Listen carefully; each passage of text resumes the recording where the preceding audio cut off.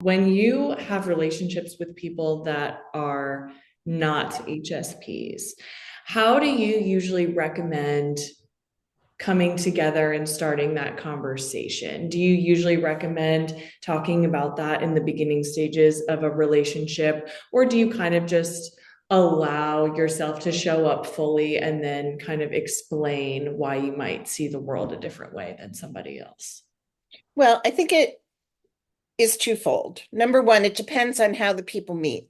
Mm-hmm. So if you meet when you're in a college classroom, you get a chance to see the person in action. The person gets a chance to view your verbal and nonverbal cues. And if you go for a cup of coffee, and depending on what your observation has been in your experience, you could start with the content question. So, what are you learning in the class? What do you find the most interesting? Which gives you a sense of their intellectual depth of processing.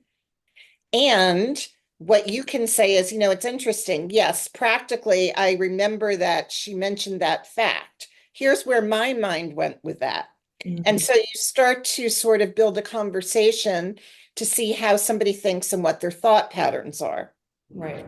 Then from that, depending on what you're picking up verbally and non-verbally, you see whether somebody is attuned or at least can understand what you're saying, or somebody feels like you're overthinking it. Right. So right there, if someone thinks you're overthinking it, then you put this level back to where the level playing field is. You talk about things and you say, hey, I'll see you next Saturday in class. Right. All right. If that relationship continues, then it would make sense after the intellectual piece to start talking emotionally. I'm noticing when we do group projects, I'm feeling a little taken advantage of because I'm the one who's basically launching the program and actually doing a lot of the work, and other people are tagging along. How do you feel about that while you're in my group? Right. So then you would start to see, does somebody have empathy? Does somebody have compassion? Does somebody say, well, you took on the assignment, I don't see why you couldn't do it. So that's another piece. And so again, that's one avenue.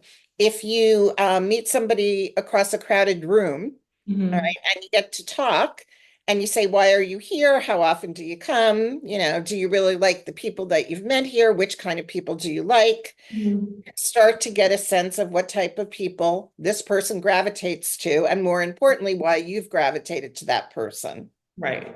So then it would make sense to ask, where's the person from? How often do they come? Blah, blah, blah.